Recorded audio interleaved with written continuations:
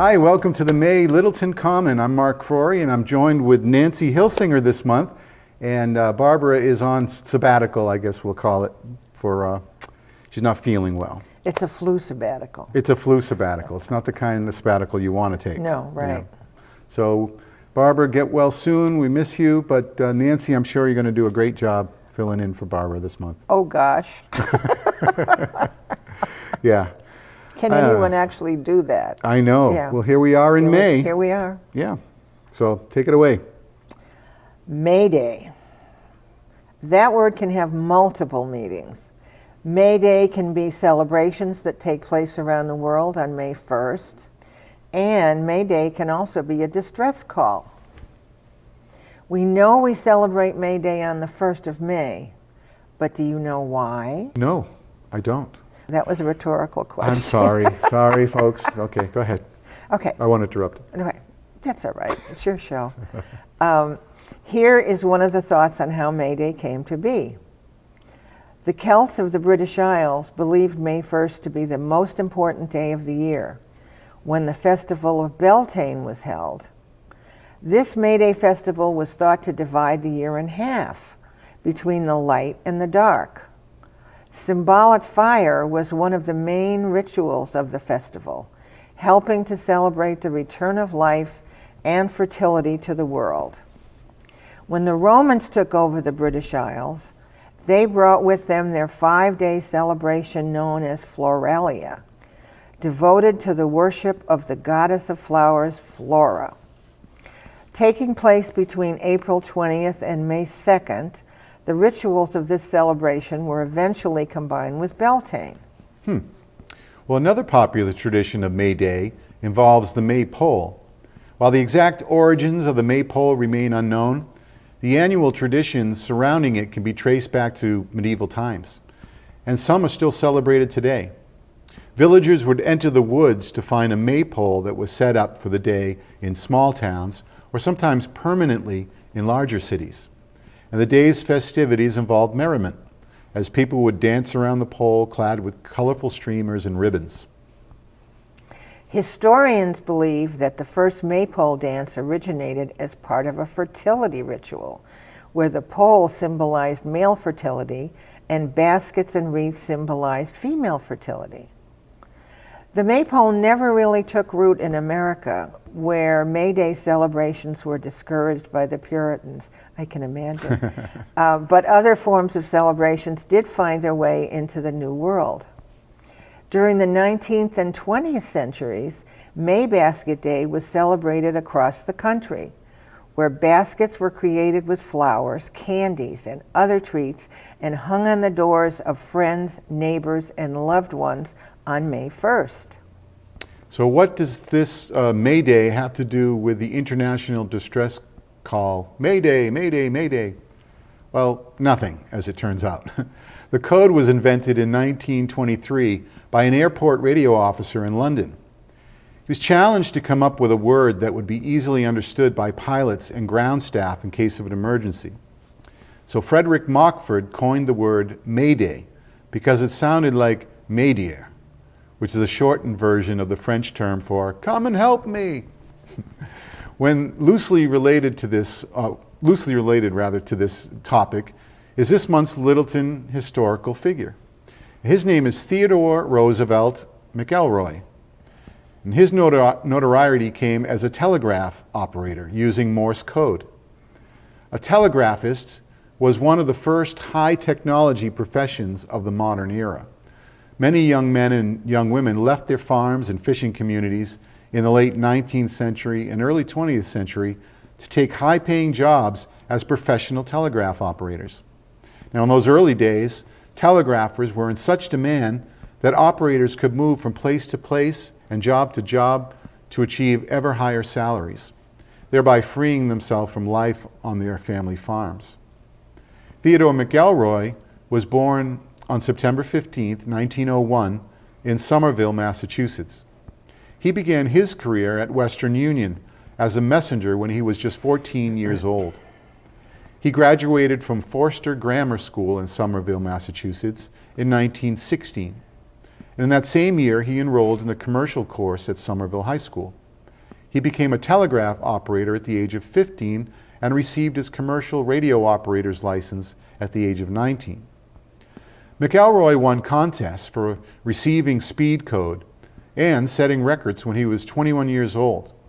He was the first radio receiver to record a speed of more than 50 words per minute. Now, for his accomplishments, McElroy was awarded a silver cup that was inscribed, "Presented to the champion radio code operator of the world."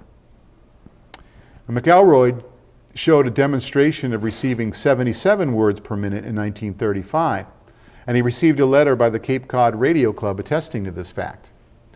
The club initially checked his speed with the 18-dot standard and recorded his speed at 90 words per minute.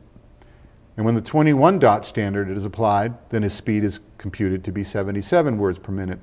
Now, what does all that mean? I have no idea. Anyway, McElroy went into the manufacturing business when he was 33 years old, and he eventually formed McElroy Manufacturing Corporation in 1941. He made straight telegraph keys and semi-automatic keys under the trade name of Mac Key. He had a couple of dozen variations of his telegraph keys. McElroy also made electronic code practice oscillators and inked type keyers. Again, I have no idea what those are. Of course, these are technologies of a bygone. We don't normally use these type of things, although some ham operators still dabble with Morse code, I'm told. So McElroy made telegraph keying equipment for the U.S. military personnel during World War II, and he manufactured straight telegraph hand keys and semi-automatic keys for the public and the military in the mid-1940s. The Allied Electronics 1940s catalog showed a variety of his telegraph keys. He amassed a fortune with his equipment and earned him millions of dollars. McElroy donated funds for the radio communication instruments for the 1947 Rhone Antarctic Research Expedition. And because of that, a mountain peak in Antarctica was named for him, Mount McElroy. McElroy relocated his business to Littleton. Here's where the Littleton connection comes in. Around 1950. And in 1955, he sold it to Telegraph Apparatus Company, TAC of Chicago. He worked for a few years at TAC and other companies that built electronic equipment, and then he eventually retired. He would give code demonstrations in retirement, and he became interested in Littleton town politics. Now, I looked at the annual town reports from 1960 and 61, and I saw that he was on the Industrial Committee, which is not a committee that we have today, but they had an industrial committee then. And the report in 1960 made mention that, quote, "Until Interstate 495 is built, there is no advantage or interest to moving your business to Littleton." So I guess the industrial committee made slow work until 495 came through. But anyway, Theodore McElroy died in November of 1963. And in 1964, he was named to Philadelphia's Morse Telegraph Hall of Fame. So Theodore McElroy is our famous Littletonian for this month. Did you know any of that? None. But that's fascinating. It is. It is fascinating. I love hearing stories like that. I do too. And, I love the part about there's no point in bringing your business to Littleton until 495 is built. That's and that a riot. was true. It was just a farming community. Yeah. Not an easy way to get to it. In fact, some of the reports that I looked at, they were just constructing Route 110 at that time. Oh, no kidding. Yeah, in the late 50s, early 60s. Hard to believe. Yeah.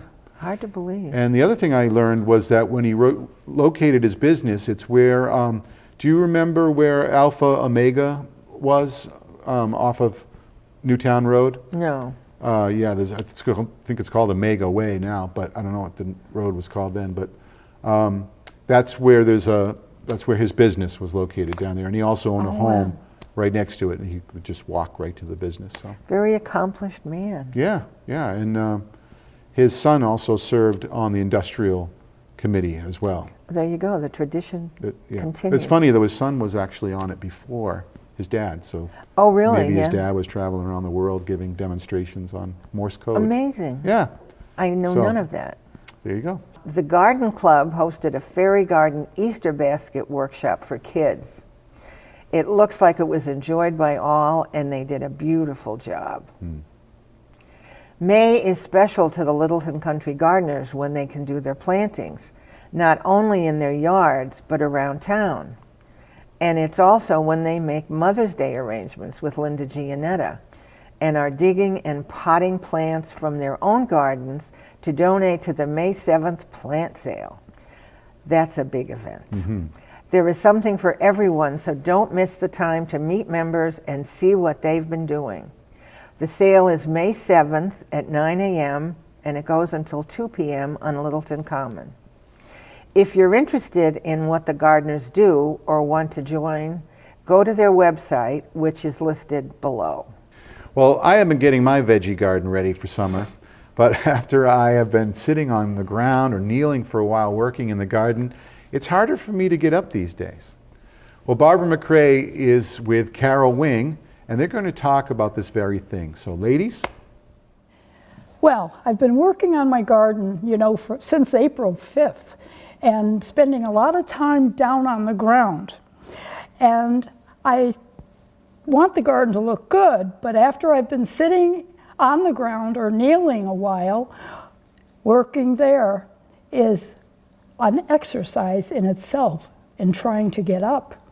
So I decided that there must be an easier way to get up and down when you're having problems with it. So today, Carol Wing is here. She is our very own exercise instructor for the seniors and others.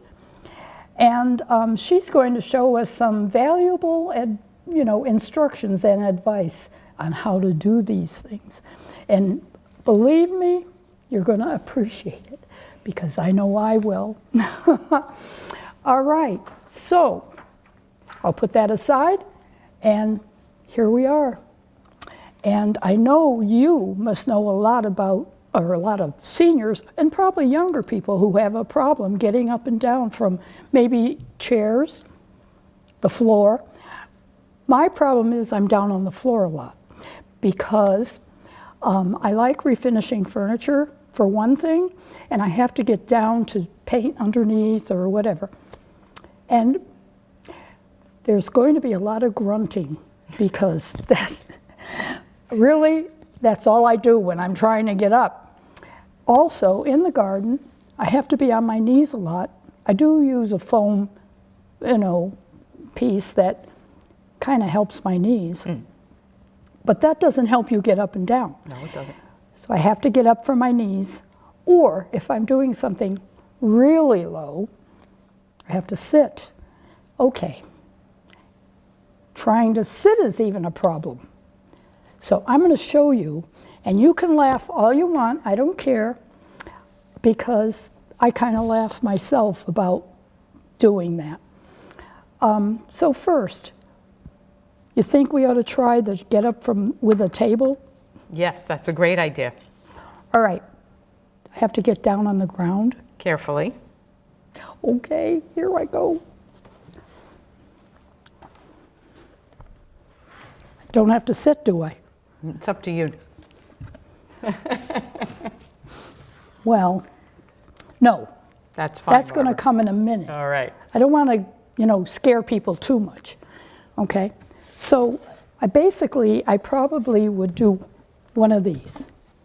Is that right? Well done, Barbara. Wonderful. So you have another idea? I have several thoughts on the whole getting up business. Okay. And people get down on the floor for lots of reasons. You garden, you do furniture, which is something I never would have thought of, but that's your thing. People have pets, they have grandkids, they have things to clean up, they drop something, they need to pick it up. So getting up and down is critical. It's not really an option to just say, I don't need to get down on the floor, because it's not true. Using a prop to get yourself back up is a wonderful idea. You want to make sure that your prop is stable. So I do notice that the leg of this table is a little bit rickety, right? And so this might not be your best option for something to be using to get up. Now, Barbara's light, so this worked just fine for you. But if you were someone heavier or taller or bigger, so you want to make sure that you have something very stable to use to get up. I usually recommend to people the couch. The couch is your most stable piece of furniture, or a recliner is another stable thing, or a step, which I'll get to in a minute. But now let's say that you have no problems at all getting down and up on the floor, right? Well, why would that be? That would be if you're in tip-top condition, right, and you're down on the floor, let's say you're either kneeling or sitting. If you had enough strength and enough balance and had no issues with your knees or hips, you should be able to just put one foot forward, balance on your thigh, and stand right up, right? It's not as easy as it seems. So that's where the table or the prop comes in, right? You could use and the especially, table. excuse me, especially if the table happens to be near where you're down. If you know that you're going to be on the floor, then having something nearby that you could put there especially for you would be great. Oh, look at this. Yeah, we have help. What shall I ask for next, Barbara? Let's think of something good. So if you knew that you were going to do a craft or work on furniture, you might want to have something nearby so that you knew you were going to have a stable object to help you get up. Okay. Again, the chair, the couch are all good options. In which case, the way that you did it is a great method where you'd be next to that object. You would put the opposite foot forward, which I believe is how you did it, because now you can have one hand on the object and one hand on your thigh, and then you get the leverage of both hands to bring the other foot under you and pick yourself up. I'm not sure which one I used, but I think I'd like to try that because I forgot that you can do this. I'll show you what I've been doing in a minute. Okay, here I go. Whoops. So you want to be sideways to the object instead of facing it. Okay, and There you go. And then one hand on the thigh, one hand on the table. And flat, or doesn't make any difference, whatever's comfortable to you. See? yeah, knuckles is what I use. That's fine. Whatever works for you. Okay. So that's one way to do it. But now, what if you've had a knee replacement? Oh, Right? Yeah. Well, so knee replacements are tricky because for some people they're just like regular knees and there's no problem, but for other people they're uncomfortable. So if you have a knee replacement that's not a problem, then you could use the same method, or maybe you could just put a pillow underneath the knee that had the replacement. If your knee replacement is not comfortable being on the floor, then make sure that you're using the leg that is not the knee replacement as the one that's on the ground, right? So you just want to go to the other side of the piece of furniture and use the opposite knee. So this is now my knee replacement, which doesn't have to be on the floor, and I get up. Okay? yeah. Okay. So that's simple enough. But what if your knee replacement really hurts and you can't even put it on the floor? So this leads to a whole nother method, which would be the table, the chair. Like I said, for this method, I would prefer couch or chair, not even a table if possible. But you want to get to a position where you are seated because you really don't want your knee on the floor. And you're going to come to a sideways position. So let's say this is my knee replacement knee. I really don't want it on the floor. So I'm going to come sideways so that my good knee is down, my replacement knee is up. And instead of this knee going down, this knee is going to come off the floor so that I'm on my hands and my toes. And then I come up to a standing position. Now, if you watched some videos online, you see a lot of very young, fit therapists saying, all you have to do is get on the floor from a seated position, put your hands down, come onto your toes so that your knees never hit the ground, and then just walk right into your hands and stand right up. Right? Well, that's not really very logical or practical when you're older, right? Right, and let me tell you, getting down on the floor, that's the first thing that I can't do. It's like, it really is hard. So here's another method that is an excellent way to get both down and up. Let's say you have a lower step or a low bench. So this is a bit high, but I'm going to use it just for the sake of demonstration. If you have a step in your house, the bottom of a stairs, or a stepping stool that's very firm, you could sit like I am now and just lower yourself to the floor. Oh, Let me try that one. Well, see, this chair is a little high. Let's say I'm sitting in front of a step now. Let's say I fall by accident on the floor and I don't really want to be there. I could, push my way over, crawl my way over in front of the bottom step if I have one, or a low stool if I have one, put my hands on that step, and then lift myself up. Now, this is much lower, right? Because we're talking about a step. Onto the bottom step. Then I put my hand on the next step, and I lift my butt onto the next step. So now I'm at a height where my legs are approximately bent like this. My feet are pretty much on the floor, and I can just stand up. Yeah. So Good. that's another very beneficial method. I find myself, like a little while ago, I was sitting on the stairs over there, and I wanted to get up, and I found that I kind of turn You this can do way. that too. Mm-hmm. Yeah, to get up, hoping nobody's watching. The one thing, though, that you really do want to think about is strengthening your upper body.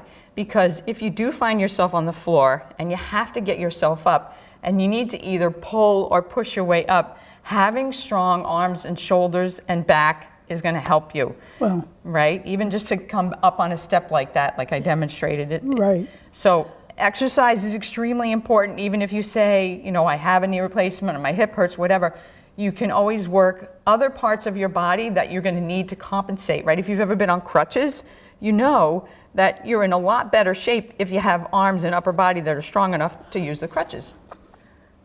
Well, I've been told by doctors that my upper body, I do have osteoporosis, which I can't believe because I'm always lifting and do. But they said my Well, it's upper body hereditary. is stronger than my lower, and I believe it.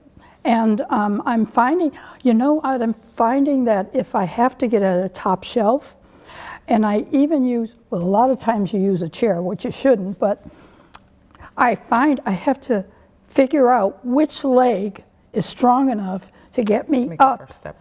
to the next step, and then, up here to do whatever. So there's so many things that happen when your lower body is a little weaker. Yes. I want to show you what I do.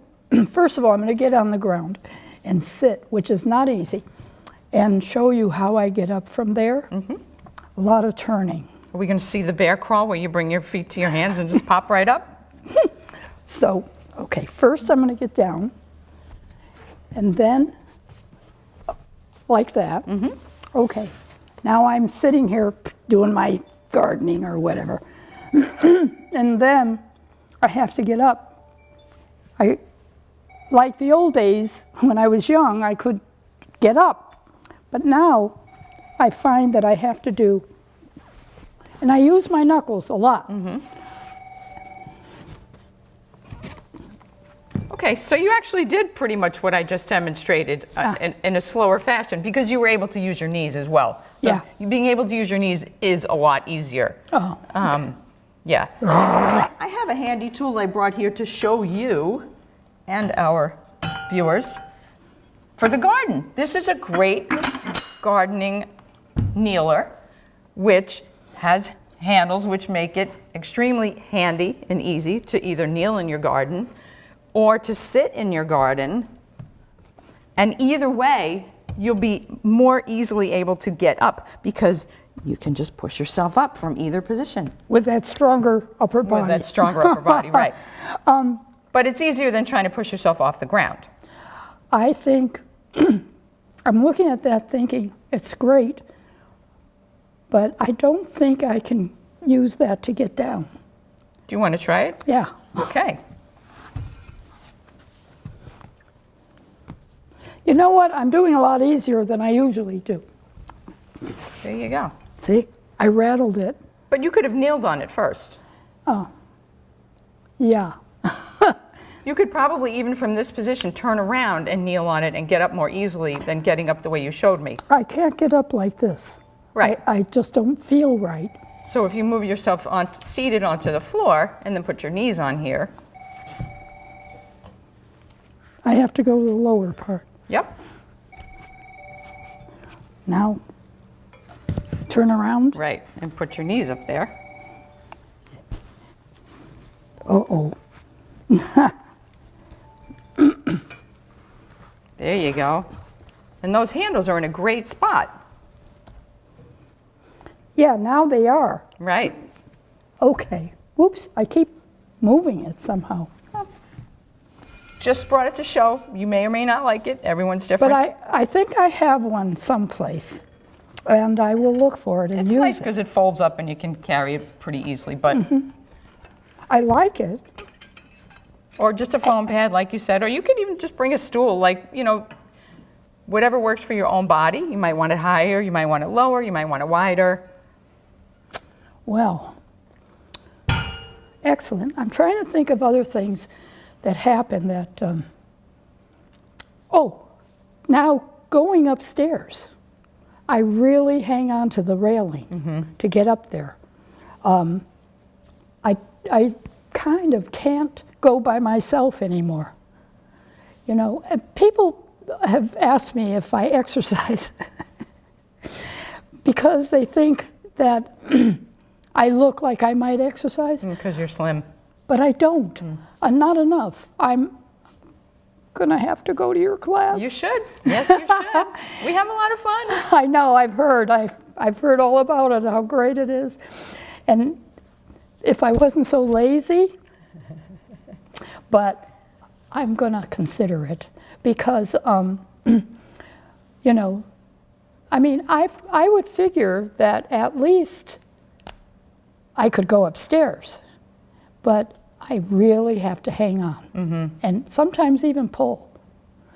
So, but, you know I'm not 20, 40 Right. or 50 or 60 or 70, so it is a problem, but I want to work with it. That's why I wanted you on today, to show other people how it can be Right. done. Do you have some other ideas? I have not so many tips for getting up and other things, but I do have some thoughts about exercise in general. Okay. And everyone has their issues. I mean, there's natural aging, but there's also, you could have an illness or you could have had an accident and certain body parts have gotten injured or are temporarily injured after surgery or whatever. So having full body fitness is very important, like we've just discussed, because if certain muscles are out of commission, the other ones are going to have to fill in and make up for those. Oh, so that's it's right. always good to exercise, all of you, even if, like you're saying, well, I don't think I need my arms to be strong or my legs to be strong or whatever you're thinking, because you never really know what's going to happen tomorrow. And tomorrow, you may need that muscle to be strong, and then it's too late to make it strong because you've lost your time. The other thing, bearer of bad news here, is that after the age of 50, your body will convert at least 1 pound of muscle per year into fat. Now, you can work the fat off and, stay the same weight, but the muscle will still be gone. So that means after 10 years, that's 10 pounds of muscle. That's a lot of muscle to lose. And it's all over muscle, which means your shoulders, your back, your legs will all get weaker. So the older you get, the more important it is to keep exercising. Even if you think, oh, but I can't exercise like I used to exercise, you have to keep exercising because all exercise is good exercise and it will keep your body from losing muscle. Even if you maintain the muscle you have is better than losing it. You're right about, elderly doing exercises because, and I'm going to have to brag about you, I'm sorry. But anyway, the gals that I know all say I better get to exercise. I better get to exercise because they feel pretty good afterwards. Right, and there's a lot to the exercise story. Not to get too technical, but the inside of your body really doesn't know what's happening in the outside world. It's only your eyes and ears and brain that take all that information in. The inside of your body only goes by the activity level that you show it. And so when you are inactive, the chemicals inside of your body think that you're going to go into hibernation or you're going to go to sleep. And so they basically all go to sleep. They think, oh, time to hibernate. We don't really need to be strong. We don't need to be active. We don't need to produce chemicals that are going to build and grow muscles. We're going to produce chemicals that are going to put the muscles to sleep for this long hibernation. So you send the wrong signal to your body when you don't exercise. Yeah. So you want to exercise so that the chemicals get sent internally throughout the body that say, we need to keep building, we need to keep regenerating, we need to keep ourselves fit. Yeah, I find that if I'm not feeling well and I lay on the couch for a day, I really feel worse.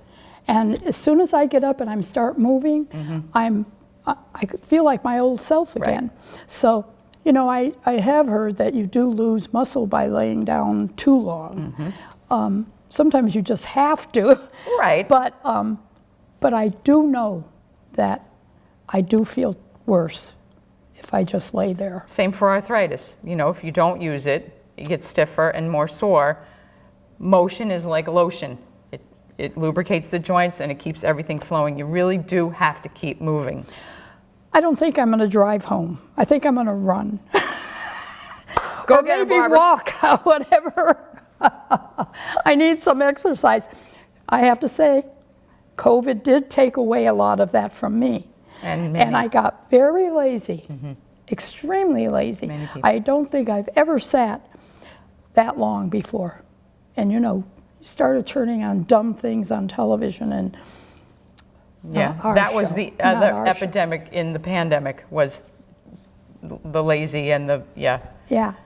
Let me get my paper again because ooh, I bent down. See, I was going to say, good job. Okay, what I wanted to say about you is that you're not only physically fit, but you have a lot of other talents. And music is one of them. Yes. And so I know that how good you are because I've been to one of your concerts and there's something coming up in May. In May, we're going to be playing right here in Littleton at the Spring Fling, which I believe is a priority given to Littleton residents. Oh, okay, great. So that's May 26th. We'll be there. Excellent. We will be there. I look forward to that. I want to say one more thing. You make me feel so young. You make me feel that spring has sprung. And it has. There it is. There it is. Thanks so much. I appreciate Thank you for having it. me. I will see you at class. And yes, I want to see all of you in exercise class, so come on down. It's a good time. This month, I want to introduce you to the program coordinator for the Parks, Recreation, and Community Education Department, Sam Senghas.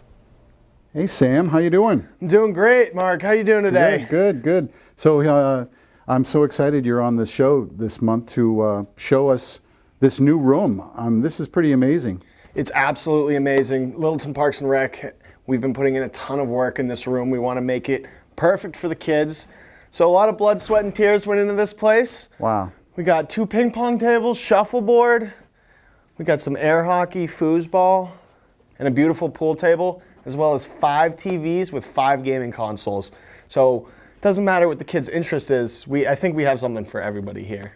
Yeah, man, I remember what this looked like with the children's section of the library. And Yep. you really transformed it. And it didn't take a whole lot, really. I mean, some paint, but there's not really a lot of construction, right? Not a whole ton. So our director, Alicia Day, she put in a lot of work, putting in some of the carpet tiles, making sure everything looks nice. Tim did an amazing job getting the gaming center set up. We're super pumped with how everything turned out. The reception so far from town is amazing. So we're absolutely thrilled to get more kids in here and check out what we do. And so tell me about that. When is it open, and when are you going to start, having kids, or have you had kids in here already, and what are the ages and all that good stuff? So currently what we've been doing is we've had a program called the 5 to 8 Club. It was an experimental club that came down here, really checked everything out. The feedback from the kids was absolutely amazing, so we're super excited to get some younger kids in here and get to experience the whole room. We're dropping the registrations down for incoming 4th and 5th graders for next year. And as of next year, we're slated to start with grades 4 through 7 to attend this awesome place. As you can see, we got the old Sega Genesis, we have a Nintendo Switch, Xbox with some Fortnite, PlayStation with some EA Sports games, and then we have a 620 8-bit gaming console that has all the retro games that your kid probably has never heard of Oh, I might have. be excited to try out. Oh yeah, that's me right there. That's looks like a Super NES type of deal, or a regular NES. That's really great. So, is there anything else you want people to know about this this center besides how awesome it is? So one of the great things about this center is that it's actually going to be open all year long. In the summertime, we're going to have our wonderful Teen Adventures program based right here. Kids get to come in the morning, check out the space a little bit, and then they got a bunch of awesome field trips set up for every week the whole summer. And I really think that we'll be able to knock it out the park with the summer with both this room and the trips that the Teen Adventures program's going on. Wow, I am so impressed. This looks great.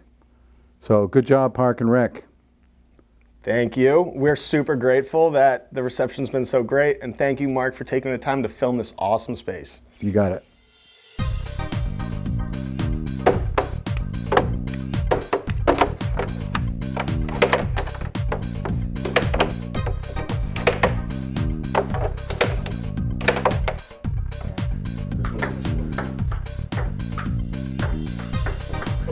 You got it.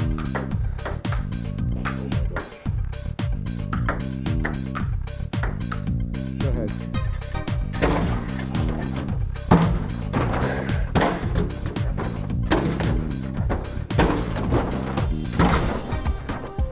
All right. Nice. Beautiful. Cool.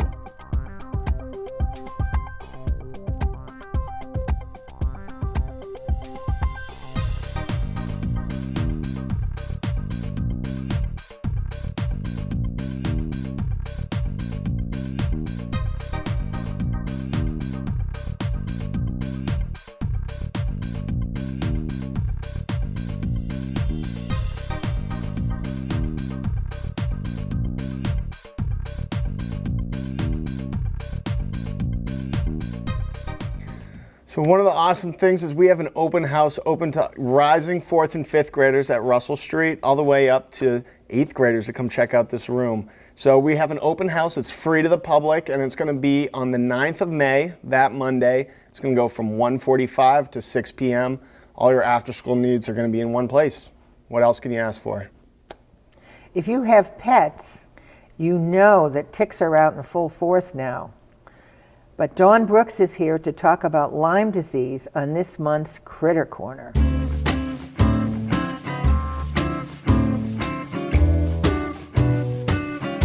Hi, this week I'd like to talk a little bit about Lyme disease. It seems pretty timely given that it's springtime and we are starting to think about getting outdoors more often, spending some time going out for walks, possibly taking our pets outside, getting some exercise. When we do, we're going to come in contact with ticks. Whenever the weather is above freezing, so 35, 40 degrees or warmer, you can see tick activity. The deer tick is the one that we're most concerned about. It's called the deer tick because its primary host is deer. And they travel with these ticks on them across state lines, across county lines, and they pick up these ticks and travel with them and drop them off, oftentimes in the woods and backyards that we spend time in. These ticks can feed on, in their early stages, mice, chipmunks, ground dwellers. Their next life stage might live on smaller mammals, such as a raccoon, fox, turkeys even. In the adult stage, really like deer, but they also can bite people. That's how we get Lyme disease, but they can also jump on your dog or cat. Now, we don't really see clinical Lyme disease in cats, so we don't really talk to cat owners about this. But it is certainly a problem for our dogs. Ticks need to be attached for about 24 hours before Lyme disease can transmit. So most of our products on the market are going to be great at killing ticks within that time period. The best ones on the market right now are the medications that you give your dogs once a month, chewable oral products. There are some collars like a Seresto collar, which can be good, but some of the older products that are sold over the counter in pet stores, Frontline, Advantix, those aren't as good as we once thought they were. They don't consistently kill for an entire month. So there's a risk that ticks can stay on long enough to transmit disease to your dog. The next thing that you need to think about is after every walk, you want to do a tick check and remove those ticks as quickly as possible. The ones that we tend to find are the ones that are kind of blown up and looking kind of grayish brown. Those are your adult females, and when they start to blow up like that, they've been on your dog for at least 24 hours, if not longer. So the ones you're looking for lay flat against the skin. They can be hard to find. They're going to most likely be up around the face and neck, sometimes on the underside of your dog. So taking them off. But the other thing you should seriously consider doing is vaccinating your dog against Lyme disease. There's a lot of information out there about vaccines for Lyme disease. The older vaccines prior to, say, 2010, 2011, were not really good at preventing Lyme disease, but new technology comes along and we discovered how to make these vaccines more effective. Vaccines do work. And in my patients that get Lyme vaccines every year and use their tick prevention all year round, not just in the summer, we actually really don't ever diagnose Lyme disease in those dogs anymore. But what happens if your dog does get Lyme disease? Only 5% of dogs actually show symptoms of Lyme disease. Limping on one leg, stiffness, achiness, not feeling like themselves. But the majority of those dogs are making antibodies, all dogs are making antibodies to the organism, whether or not they show symptoms. And in dogs, those antibodies can be problematic. We do see dogs develop damage in their kidneys as a result of being exposed to Lyme that goes unnoticed and untreated. So dogs that do test positive for Lyme at some point in their lifetime, your veterinarian may recommend follow-up tests like antibody titer testing or urine screening or blood tests to look for function loss in your dog's kidneys, because that is a real risk. And just this past year, I diagnosed a 6-year-old dog with Lyme disease-induced kidney failure, and that dog lost her life. So it is a real problem. So please talk to your veterinarian about the best tick products for your dog, vaccinating your dog if they've never been vaccinated before.